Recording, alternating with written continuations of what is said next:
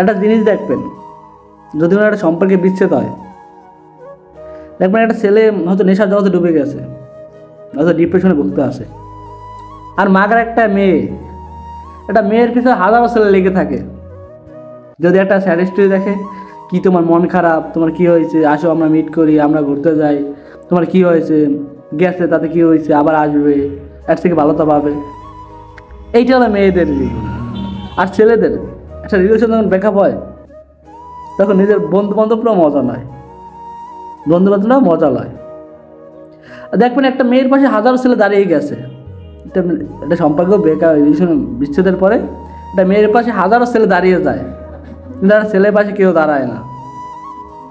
যদি একটা ছেলে একটা মেয়ের মন খারাপ দেখে, তাইলেই বলবে, কি তোমার মন খারাপ কেন, চল আমরা ঘুরতে যাই, কি হয়েছে, একটা গেছে তাতে আরেকটা আসবে, আর সে ভালোটা পাবে।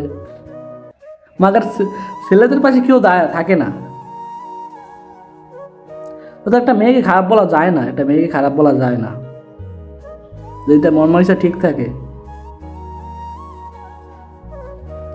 দেখবেন এইরকমই ছেলে।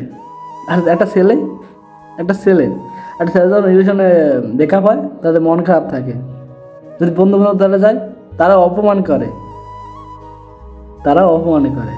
আর একটা মেয়ের পাশে হাজার ছেলে দাঁড়িয়ে যায় তাকে সাপোর্ট করার জন্য।